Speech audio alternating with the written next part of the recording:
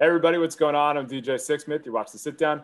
Elizabeth Wolff is here with us. Special episode of I'll Be Gone in the Dark, all about the Golden State Killer, Joseph DeAngelo. Elizabeth, really nice to meet you. How are you? I'm good. Thank you for having me. How are you? I'm doing really well. So this is a fascinating story. It has been covered many times over the years, but you got the opportunity to do a deep dive into it. So why don't we just start off in general? What was most fascinating to you just about the whole saga around DeAngelo, and then ultimately what happened once he got arrested? For me, my focus really was on two things: the survivor's experience of what it was like to deal with this trauma over so many years, and Michelle's investigation of the case. I was like sort of less interested in DeAngelo. I was excited that he got caught so early on in our production, and so that we were able to put a name to this guy, and to be able to see the survivors after so many years get justice. But to me, the focus really was on all the people that he affected.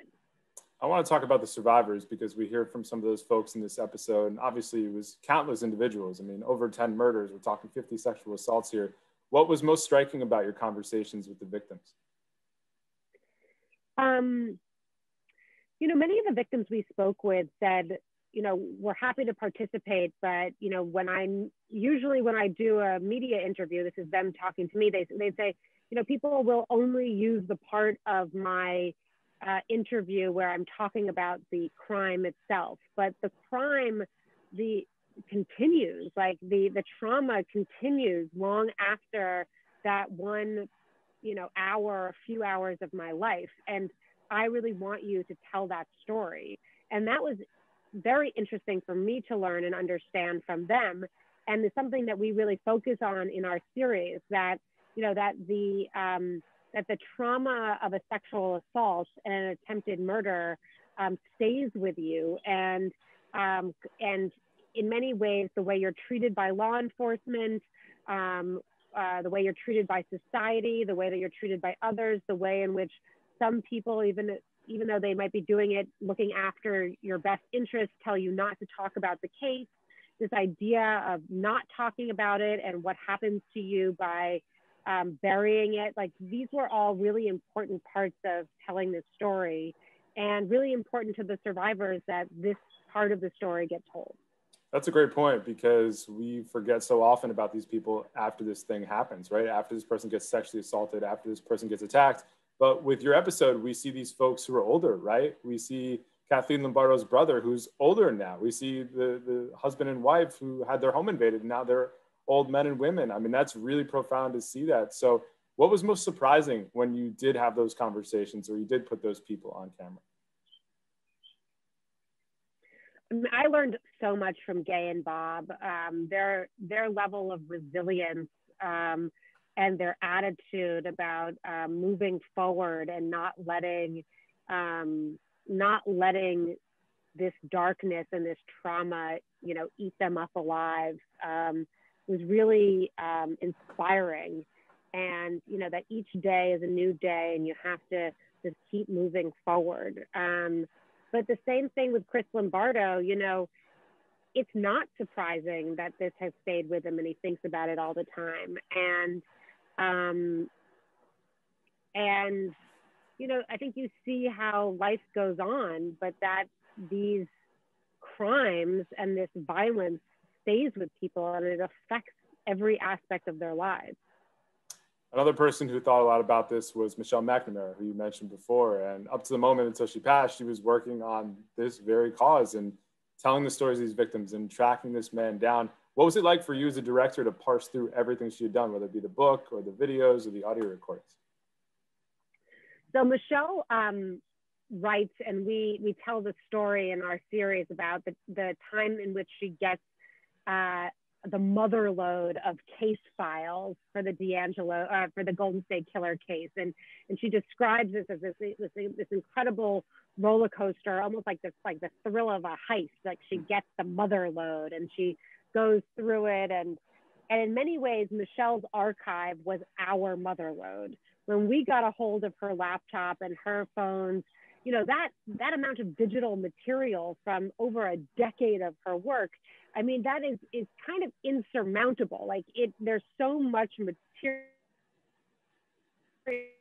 and it was almost addictive in its own right to try and like figure out what was going on in her life. And she was, making phone calls about this case, on her way to go pick up her daughter from school. And we were able to kind of understand in real time what her life was like during the years that she was investigating the case and writing the book. How often did you think about what Michelle would have thought about all this while you're putting it together? Every day. Every day. Michelle was both our North Star in terms of how we wanted to tell the story. And she was also, in many ways, like a cautionary tale for how telling such a dark story could go wrong. And we were very aware about how to take time for ourselves, to have a good sense of quality of, work-life balance, because like the dark material can really eat you up. And I, it was also like, we really thought about Michelle when DeAngelo was caught and when he was finally sentenced. There was a lot of moments where we all thought like, Michelle, like I wish Michelle had been here for this. Speaking of work-life balance, you were pregnant during this, you had a baby during this project. How did you manage, and what was all that like for you? I managed really well because we had this incredible team, and Liz Garbus and HBO really just like knew I was pregnant going into this special episode, and really built a team around me so that I could bring everything that I could bring to this episode while also being able to, prioritize having a baby and all that was going on in my personal life. And I just wish that, all employers were as flexible and accommodating. And it really felt really gratifying to be able to be pregnant and do what I love at the same time. And I think that the pandemic allowed for us to think of new ways to work remotely and to accommodate new parents and different kinds of work-life balances. So I really credit them for being so open-minded, and it was, it was, dare I say, easy, if not manageable. Well, amen to all that. You mentioned Liz before, and she has just incredible range when it comes to the stuff that she's made. What stands out to you the most about working with her? Oh gosh, she is really become a mentor and is really a model. Her level of empathy, her respect to every interview subject, she brings such a level of integrity to the work that she does. And I think that this story in the hands of another filmmaker or production company could have been done in a very different way. I mean, having such intimate material of Michelle's, having such intimate and revealing material in the case files, she was able to bring a level of respect to the material while also